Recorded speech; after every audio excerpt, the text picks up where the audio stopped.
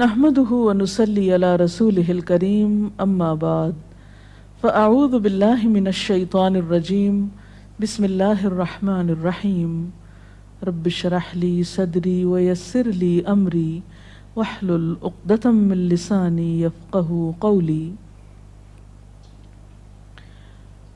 ہماری آج کی گفتگو کا موضوع ہے صبر و برداشت۔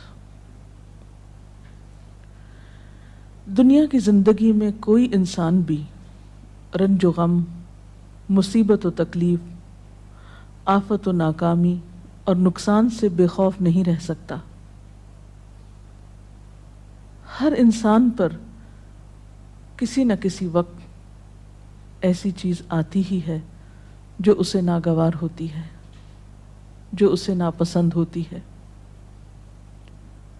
اور یوں بسا اوقات انسان کو ناپسندیدہ حالات میں ڈال کر اس کی آزمائش کی جاتی ہے۔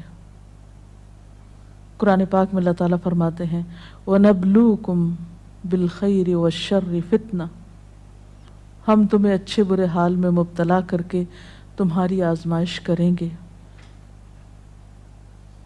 ایک اور جگہ پر فرمایا خَلَقَ الْمَوْتَ وَالْحَيَاةَ لِيَبْلُوَكُمْ أَيُّكُمْ أَحْسَنُ عَمَلًا، اس نے موت اور زندگی کو بنایا تاکہ وہ تمہارا امتحان لے کر دیکھے، تمہیں آزما کر دیکھے کہ تم میں اچھے کام کون کرتا ہے۔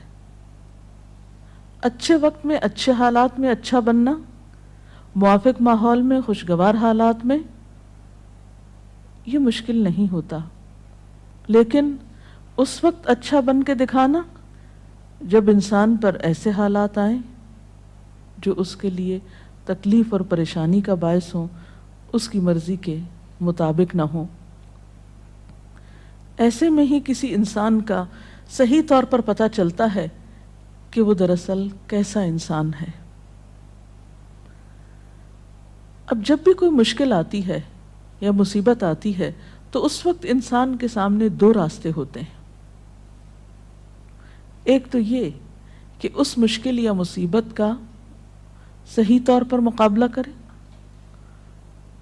اس میں مثبت رویہ اختیار کرے،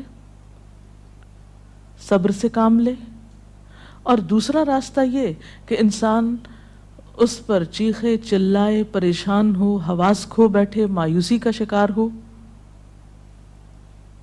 اب ان دونوں راستوں کو دیکھ کر آپ خود فیصلہ کر سکتے ہیں کہ کون سا راستہ آپ کے حق میں زیادہ مفید ہو سکتا ہے۔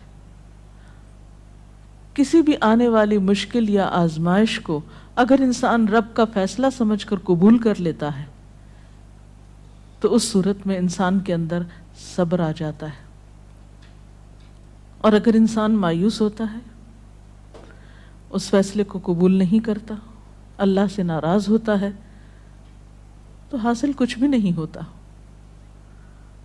اس اجر کو بھی چھوڑ بیٹھتا ہے جو صبر کی صورت میں اسے اس مصیبت پر مل سکتا تھا، اس سے بھی ہاتھ دھو بیٹھتا ہے،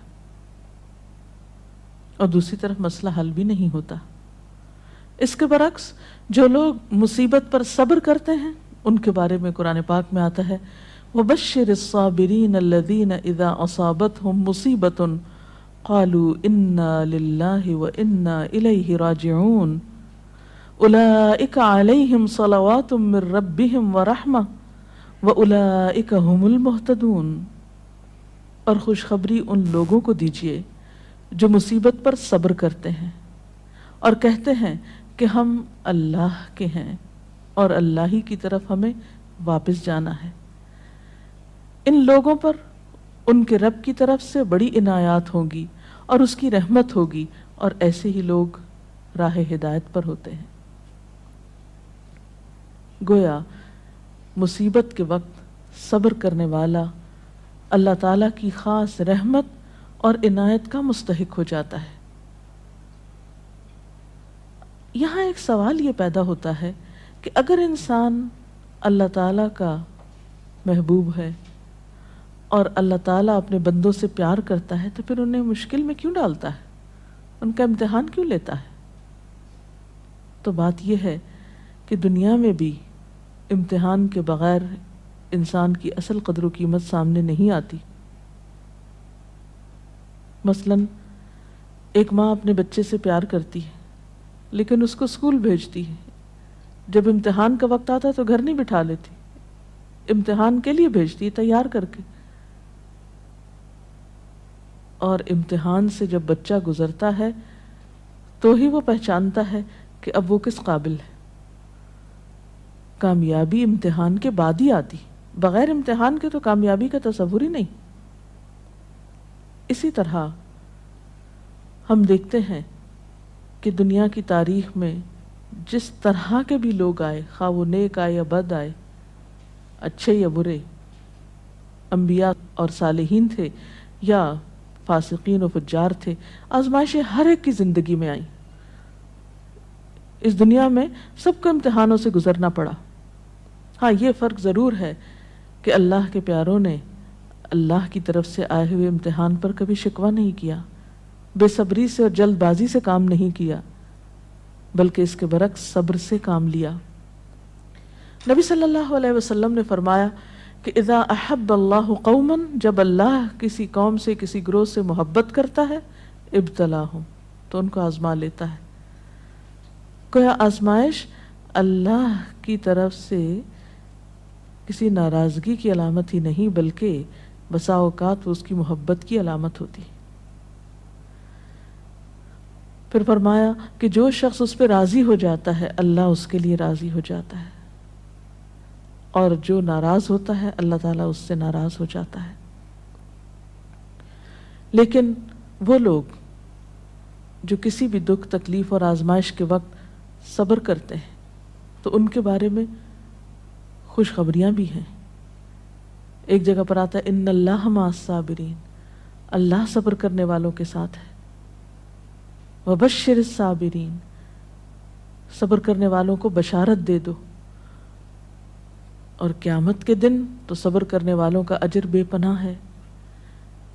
حدیث میں آتا ہے قیامت کے روز دنیا میں عافیت سے رہنے والے جب آزمائش میں مبتلا لوگوں کے اجر کو دیکھیں گے، یعنی قیامت کے دن جو ان کو اجر ملے گا اس کو دیکھیں گے تو تمنا کریں گے کہ اے کاش دنیا میں ہماری جلد کینچیوں سے کاٹ دی جاتی اور ہم بھی صبر کرتے اور آج ہمیں بھی اتنا بڑا اجر ملتا۔ اور اس کے علاوہ جو بھی مصیبت، تکلیف، حتیٰ کہ کانٹا بھی چبھتا ہے بندہ مومن کو تو اللہ تعالیٰ اس کے بدلے میں بھی انسان کے گناہ معاف کرتا رہتا ہے۔ اس لیے کبھی بھی اس بات پر پریشان نہیں ہونا چاہیے کہ کوئی مصیبت جو آ گئی تو یہ شاید اللہ تعالیٰ کی ناراضگی ہی کا ذریعہ ہے۔ نہیں، اسی پریشانی میں آپ اللہ کی رضا کو بھی پا سکتے ہیں۔ نبی صلی اللہ علیہ وسلم نے فرمایا جس مسلمان کو کوئی قلبی اذیت، جسمانی تکلیف، بیماری، رنج، دکھ، غم، کچھ بھی جو پہنچتا ہے، حتیٰ کہ اگر اسے کانٹا بھی چبھ جاتا ہے اور وہ اس پہ صبر کرتا ہے تو اللہ تعالیٰ اس کے بدلے اس کے گناہوں کو معاف کر دیتا ہے۔ اس لیے تکلیف مانگنی تو نہیں چاہیے، عافیت کی دعا پسندیدہ ترین دعاؤں میں سے ہے، لیکن اگر تکلیف آ جائے تو اس پر واویلا نہیں کرنا چاہیے، اس کو اللہ کا فیصلہ سمجھ کر قبول کر لینا چاہیے اور اس وقت صبر سے کام لینا چاہیے۔ اب سوال یہ پیدا ہوتا ہے کہ صبر کیا کیسے جائے؟ تو اس کے لیے شعوری کوشش کی ضرورت ہوتی ہے۔ حدیث پاک میں آتا ہے من یتصبر یصبرہ اللہ، جو صبر کرے گا اس کو اللہ صبر دے دے گا۔ تو گویا سب سے پہلے نیت اور ارادے کی ضرورت ہے، اللہ کے فیصلے کو قبول کرنا، ایکسپٹ کر لینا کہ جو ہونا تھا ہو گیا، آپ اسے تبدیل نہیں اب کر سکتے۔ مثلا کوئی شخص فوت ہو گیا، آپ اس کو دنیا میں لا تو نہیں سکتے، اب کیا اللہ کے فیصلے کو قبول کر لیجئے اور اس طرح بہیو کیجئے کہ اللہ راضی ہو جائے کہ ہاں اس میرے بندے نے میری بات کو قبول کر لیا، اس کا برا نہیں مانا۔ پھر اسی طرح انسان اپنے رب کی طرف سے ملنے والی نعمتوں کو اس موقع پہ یاد کرے۔ جب ایک چیز جاتی ہے تو بہت سی ہمارے پاس بھی تو ہوتی ہیں، عموماً ہم اس کے پیچھے تو بہت روتے ہیں جو چلی جاتی ہے، اور جو نعمتیں ابھی ہمارے ہاتھ میں ہیں، ابھی ہمارے پاس ہیں، ان پر ہماری توجہ ہی نہیں جاتی۔ مثلا خدا نخواستہ بچوں میں سے اگر ایک فوت ہو گیا تو باقی تو ہیں۔ اگر خدا نہ خواستہ اولاد نہیں تو والدین تو ہیں، وہ نہیں بہن بھائی تو ہیں، صحت سلامتی عطا کی ہے، ساری نعمتیں اگر انسان ان کا احساس کرتا رہے، ان کا ذکر کرتا رہے، ان کو تسلیم کرتا رہے، تو انسان کے اندر صبر و رضا کی کیفیت پیدا ہوتی ہے۔ اور پھر اگر پھر بھی دل میں صبر نہ آئے تو ان لوگوں کے حالات پر نظر ڈالی جائے جو ہم سے زیادہ مصیبتوں کا شکار ہیں۔ اگر ہم کسی ایک بیماری میں خدا نخواستہ مبتلا ہیں تو ان لوگوں کو جا کر ہسپتالوں میں دیکھیے جو ایک وقت میں کئی ایک بیماریوں میں مبتلا ہیں۔ تو ہمیشہ تکلیف میں اپنے سے بڑی تکلیف والے پہ نظر ڈالیں گے تو اپنی بھول جائیں گے۔ اور اس کے ساتھ ساتھ یہ ہے کہ انسان کو دعا بھی کرتے رہنا چاہیے۔ قرآن پاک میں بھی ایسی دعائیں ملتی ہیں جیسے ربنا افرغ علینا صبرا وتوفنا مسلمین، ربنا افرغ علینا صبرا وثبت اقدامنا، ان دعاؤں کو بھی پڑھنا چاہیے۔ اسی طرح حضرت ابن عباس کا بیان ہے کہ نبی صلی اللہ علیہ وسلم جب کسی رنج و غم میں مبتلا ہوتے تو یہ دعا کیا کرتے تھے، لا الہ الا اللہ رب العرش العظیم، لا الہ الا اللہ رب السماوات و رب الارض و رب العرش الکریم۔ تو اللہ کا ذکر، اس کی دی ہوئی نعمتوں کا شکر انسان کے لیے صبر کے معاملے کو آسان کر دیتا ہے۔ اور حقیقت یہ ہے کہ صبر سے بڑھ کر کوئی چیز نہیں جو انسان کے لیے اتنی فائدہ مند ہو، جیسا کہ ایک بخاری کی حدیث میں آتا ہے، ما اعطی احد عطاء ما اعطی احد عطاء خیرا واوسع من الصبر۔ صبر کی توفیق سے بڑھ کر سمجھ لو کہ بہتر اور عمدہ نعمت کسی اور کو نہیں ملی۔ یعنی جس کو صبر کرنے کی توفیق ہو گئی، ہمت ہو گئی، تو سمجھ لیجئے کہ اس کو سب سے بڑھ کر نعمت مل گئی۔ یہ توفیق رب کی نعمتوں میں سے ایک بڑی نعمت ہے۔ اور ایک اور روایت میں تو صبر کو آدھا ایمان کہا گیا، صبر نصف الایمان۔ اور مومن کا حال کچھ یوں بتایا گیا، یعنی مومن کی شان، آپ صلی اللہ علیہ وسلم نے فرمایا کہ مومن کی شان بھی عجیب ہے، اور یہ شان مومن کے سوا کسی اور کو نصیب نہیں ہوتی۔ ان اصابتہ سراء شکر فکان خیر لہ وان اصابتہ ضراء صبر فکان خیر لہ، کہ اگر اسے راحت اور خوشی ہوتی ہے تو وہ شکر کرتا ہے، اس طرح اپنی نیکی کو بڑھا لیتا ہے، اور اگر اسے کوئی تکلیف پہنچتی ہے تو صبر کرتا ہے، اور اس سے وہ اپنے درجے بڑھا لیتا ہے۔ تو گویا صبر ہر حال میں انسان کے لیے فائدہ مند ہے اور انسان کے درجات کو بڑھانے کا ذریعہ ہے۔ اس کے برعکس بے صبری انسان کے لیے کسی طور پر بھی فائدہ مند نہیں۔ بے صبری سے کوئی کام نہیں بنتا، بے صبری سے کوئی بھی نتیجہ نہیں نکلتا، آپ تقدیر کے کسی فیصلے کو پلٹا نہیں سکتے۔ اس لیے صبر کرنا فائدہ مند ہے۔ اللہ تعالیٰ سے اس کی توفیق مانگنی چاہیے۔ اللہ تعالیٰ ہم سب کو اپنی عافیت میں رکھے، اور اگر اس کے فیصلے سے کوئی آزمائش زندگی میں آئی ہوئی ہے تو اس پر صبر کے ساتھ اللہ سے رجوع کرنے کی توفیق ملتی رہے۔ اس سلسلے میں اگر کوئی سوال ہو آپ کے ذہن میں۔ ایک حالات جو ہمیں بہت ہی کامن نظر آتے ہیں کہ جب کسی کی وفات ہوتی ہے، اور بہت ہی عام دیکھا گیا ہے کہ لوگ بالکل اپنے آپے سے باہر ہو جاتے ہیں، اسے اللہ کی رضا، اللہ کا وقت، جانے والے کا کوئی بالکل انہیں صرف اپنا غم کہ ہم سے یہ چھٹ گیا، اور اتنی استغفر اللہ غلط باتیں کہتے ہیں ان موقعوں پر، اور جب انہیں کوئی سمجھانا چاہے تو وہ اس مینٹل سٹیٹ میں، اس مینٹل فریم آف مائنڈ میں ہوتے نہیں کہ کسی کی بات سننا چاہیں، اور وہ بالکل صبر کا دامن چھوڑے ہوئے ہوتے ہیں۔ تو اس طریقے سے ان ماحول میں لوگوں کو کیسے ڈیل کیا جائے؟ ایسے سب لوگ اپنے بارے میں سوچیں کہ ان کی اس بے صبری نے ان کو کیا دیا؟ کیا اللہ کا فیصلہ پلٹ گیا؟ کیا اس بے صبری سے انہیں کوئی اجر ملا؟ کیا ان کی اس بے صبری سے دوسروں کو کوئی راحت ملی؟ جب انسان بے صبری سے کام لیتا ہے تو وہ نہ صرف یہ کہ خود کو پریشان کرتا ہے بلکہ اپنے آس پاس کے لوگوں کے لیے ایک اذیت کا سبب بن جاتا ہے، ان پہ ایک بوجھ بن جاتا ہے۔ پھر بعض اوقات زبان سے ایسی ناروا باتیں نکالتا ہے کہ اللہ تعالیٰ کو ناراض کر دیتا ہے. حالانکہ دیکھا جائے تو ان ساری چیزوں کے نتیجے میں سوائے خسارے اور ناکامی کے کچھ حاصل نہیں ہوتا.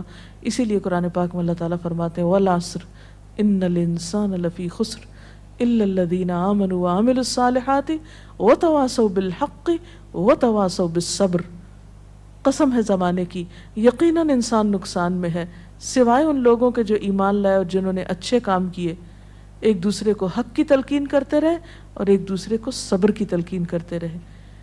تو خواہ تکلیف میں مبتلا شخص چیخنا پکارنا کرے، پھر بھی آس پاس کے لوگوں پر لازم ہے کہ وہ کسی نہ کسی طریقے سے اسے صبر کی طرف لے آئیں، اس لیے کہ صبر کے علاوہ اور کوئی دوا ہے ہی نہیں ایسے لوگوں کی. میم صبر کا مطلب کیا ہے؟ صبر کرنا کیا ہوتا ہے؟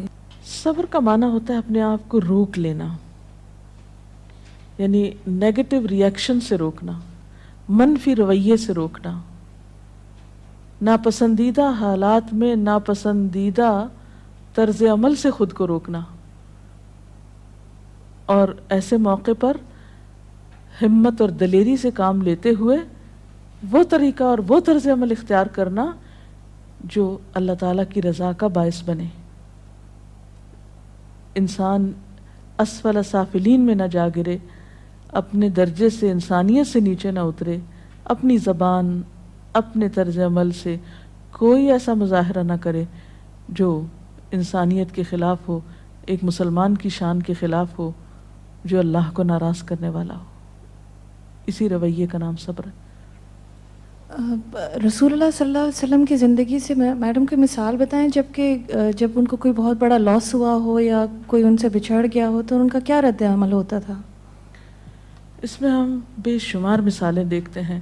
مثلاً آپ دیکھتے ہیں کہ سفر طائف کے موقع پر جب آپ صلی اللہ علیہ وسلم کو لوگوں نے پتھروں سے مارا، آپ پہ آوازیں کسے، آپ نے ان کو بد دعا تک نہیں دی، خاموشی اختیار کی، پیدل چلتے آئے پھر ایک باغ میں آ کر آپ نے آرام فرمایا.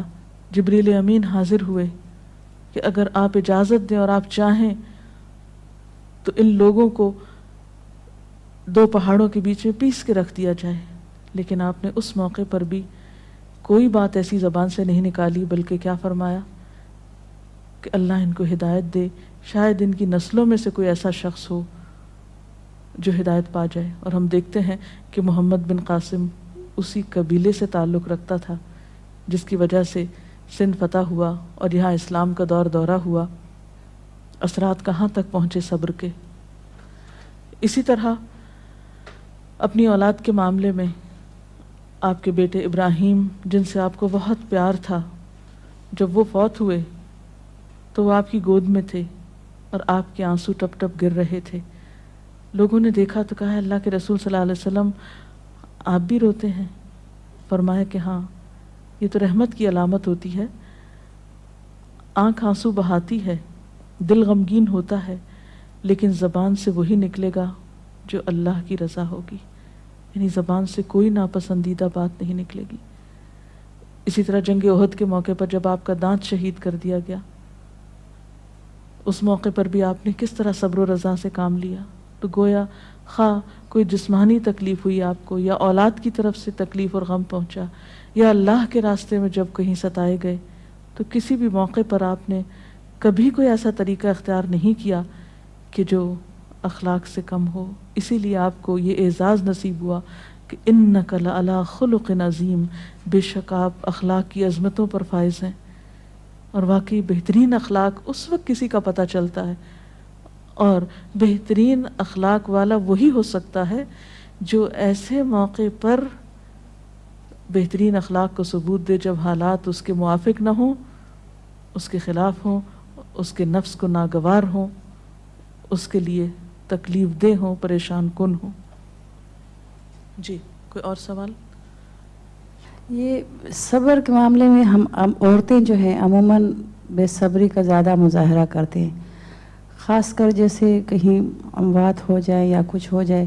لیکن کچھ ایسی خواتین بھی ہوتی ہیں جو اس وقت بہت زیادہ صبر کرتی ہیں، لیکن پھر وہی ہماری جو ہم عورتیں جو ہے اس وقت اس کو یہ تانا دیتی ہیں بہت سنگ دل ہے، سخت دل ہے، اور وہ الٹا اس کو متاثر ہونے کے بجائے، اس کو زیادہ اس کو کرنے کے بجائے اس کو تانے دے کے معاشرے میں اس کا جینا زیادہ. تو اس معاملے میں جو ہے امہات المومنین کی کوئی ایسی مثالیں ہوں جو کہ بھئی اس طرح انہوں نے تکالیف میں صبر کیا، اور ہم عورتوں کا ایسے معاملے میں کیا کردار ہونا چاہیے کہ ایسے جو صبر کرتی ہیں خواتین. اس میں آپ دیکھیے کہ حضرت ام سلیم ہیں جن کا بچہ بیمار ہے، شوہر بیمار بچے کو چھوڑ کر جاتے ہیں، واپس آتے ہیں تو بچہ فوت ہو چکا ہوتا ہے. بیوی بہت صبر سے کام لیتی، یعنی ام سلیم جو ہے بہت صبر سے کام لیتی ہیں، بچے کو ڈھانپ دیتی ہیں، شوہر کا استقبال کرتی ہیں، ان کو کھانا کھلاتی ہیں، آرام کرنے دیتی ہیں، اور پھر بہت عمدہ طریقے سے ان سے کہتی ہیں کہ اچھا ابو طلحہ یہ بتاؤ کہ اگر کوئی شخص تمہارے پاس اپنی امانت رکھے اور پھر امانت لینے کے لیے آ جائے تو تم کس طرح واپس لوٹاؤ گے؟ تو کہنے لگے کہ خوشی کے ساتھ لوٹاؤں گا. پوچھا تم ناراض تو نہیں ہوگے کہ وہ اپنی امانت کیوں لینے کے لیے آگے، یعنی واپس کیوں لے رہا ہے؟ کہا کہ نہیں، ناراضگی کس بات کی؟ تو کہنے لگے کہ دیکھو تمہارا بچہ تمہارے پاس اللہ کی امانت تھا، تمہاری ملکیت نہیں تھا، اللہ کی طرف سے ایک نعمت ملی ہوئی تھی، اللہ تعالیٰ نے اس کو واپس لے لیا. یعنی کس قدر خوبصورت انداز میں وہ اپنے بچے کی وفات کی خبر اپنے ہی شوہر کو دیتی ہیں، کوئی رونا دھونا نہیں، کوئی واویلا نہیں، کچھ بھی نہیں. اسی طرح جنگ احد میں ایک صحابی ہیں جن کے شوہر، جن کے بیٹے، جن کے باپ، جن کے بھائی شہید ہوتے ہیں، ان کو ہر ایک کی شہادت کی خبر سنائی جاتی ہے، لیکن وہ کہتی ہیں مجھے اللہ کے رسول صلی اللہ علیہ وسلم کے بارے میں بتاؤ کہ ان کا حال کیا ہے. اتنے رشتوں کے جانے پر کس قدر صبر سے کام لے رہی ہیں. ایک نہیں بے شمار مثالیں ایسی ہیں، اور اسلام تربیت بھی ایسے ہی کرتا ہے انسان کی. عرب کی ایک مشہور شاعرہ ہیں مرثیہ نگار. دور جاہلیت میں ان کا بھائی صخر فوت ہو گیا، بھائی سے بہت محبت تھی. اس کے فوت ہونے پر بہت دردناک مرثیہ لکھا. کہتی ہیں کہ این یجودا ولا تجمدا الا تبکیانی لصخر الندی، اے میری دونوں آنکھوں بس بہتی ہی رہو، کیا تم صخر بھائی کا نام تھا، صخر کے لیے روگی نہیں جو بہت ہی سخی تھا، خود بھی روتی تھی اوروں کو بھی رلاتی تھی. اور اس کے ساتھ ہی یہ کہ سیاہ رنگ کی کہتے ہیں کہ اس نے چولی پہن رکھی تھی کہ مرتے دم تک نہیں اتاروں گی، یعنی ہر وقت ایک غم کا سمبل بنی ہوئی تھی. جب اسلام لائیں، ایمان لائیں، تو اس کے بعد ایک جنگ میں ان کے 4 بیٹے اکٹھے شہید ہوئے اور ایک آنسو نہیں بہایا. انتہائی صبر کا مظاہرہ کیا. وہ خاتون جو دور جاہلیت میں ایک بھائی کی وفات پر مسلسل روتی تھی، ایمان لانے کے بعد اس پر بھی صبر آ گیا اور اپنے بیٹوں کی شہادت پر اللہ کا شکر ادا کیا. اور صخر کے لیے پھر جب کبھی روتی تھی تو کہتی پہلے تو میں اس کی موت پہ روتی تھی، اب اس بات پہ روتی ہوں کہ وہ حالت کفر میں فوت ہو گیا، اس کی آخرت کا کیا ہوگا. تو جس شخص کو غم آخرت لگ جائے وہ دنیا کے غم بھول جایا کرتا ہے. اور یہ ایمان ہی ہے سچا ایمان جو انسانوں کو اندر باہر سے بدلتا ہے. اللہ تعالی ہمیں بھی بہترین مومن بنائے. اس کے ساتھ ہی آج کا پروگرام ختم ہوتا ہے. اجازت چاہتے ہیں. السلام علیکم ورحمۃ اللہ وبرکاتہ.